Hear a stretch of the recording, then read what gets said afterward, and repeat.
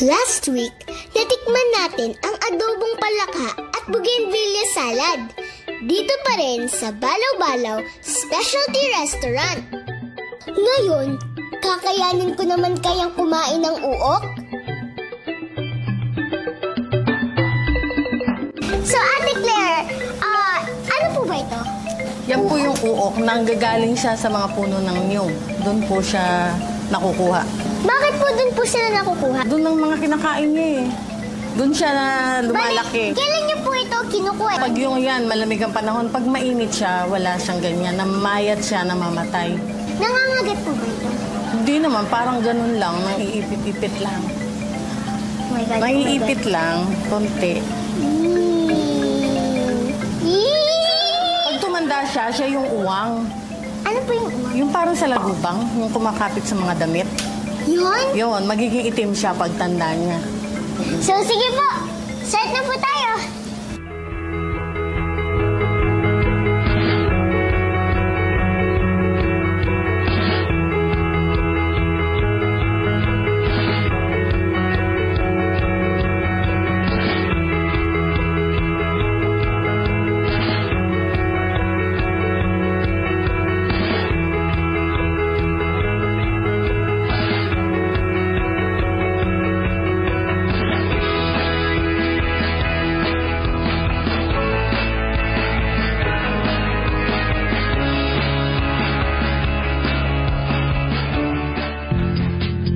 Ngayon naman po, titikman na po natin ang uok.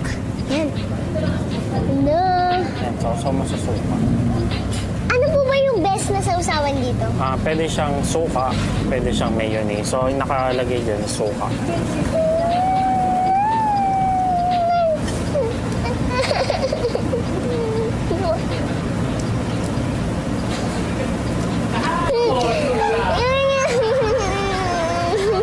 Direk, ayoko na, Direk!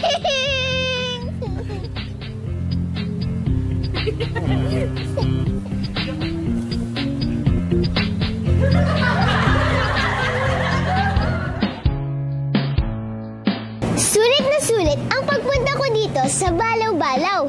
Totoo ngang specialty restaurant ito dahil lahat ng putahin dito ay special.